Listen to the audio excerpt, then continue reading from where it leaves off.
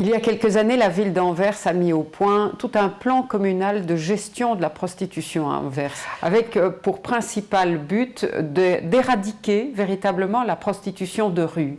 Et ainsi, nous avons visité tout d'abord l'ASBL Payok, qui est dirigée par Madame Patsy Sorensen.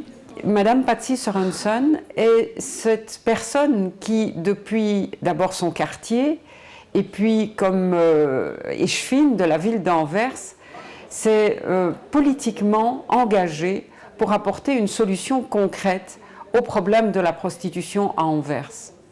Et la solution, elle est passée tout d'abord par une interdiction, celle de la prostitution de rue.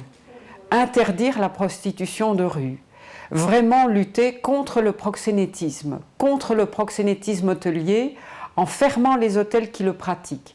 Et tout cela a été coulé dans un règlement de police.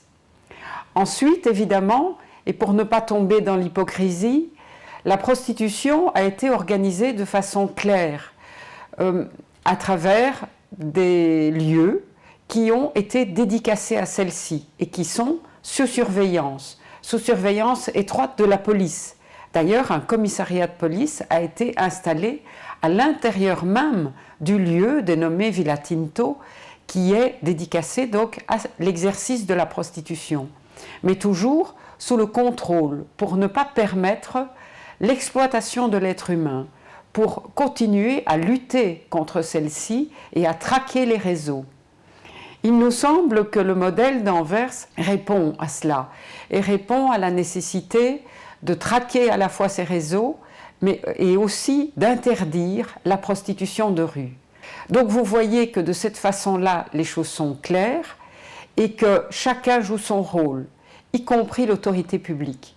Parce qu'une autorité publique qui ne remplit pas sa fonction et qui se cache de la réalité par une attitude hypocrite ou par du laxisme, eh bien, elle permet, alors, la loi de la jungle. Et la loi de la jungle, elle est toujours au détriment des plus faibles, et en l'occurrence là, les plus faibles, eh bien, ce sont les femmes exploitées, ce sont les prostituées elles-mêmes, mais ce sont aussi tous les riverains, tous les voisins de ces quartiers qui ont à subir l'ensemble de ces nuisances, qui les empêchent de vivre avec leur famille dans les quartiers de Bruxelles, comme cela est la situation actuelle.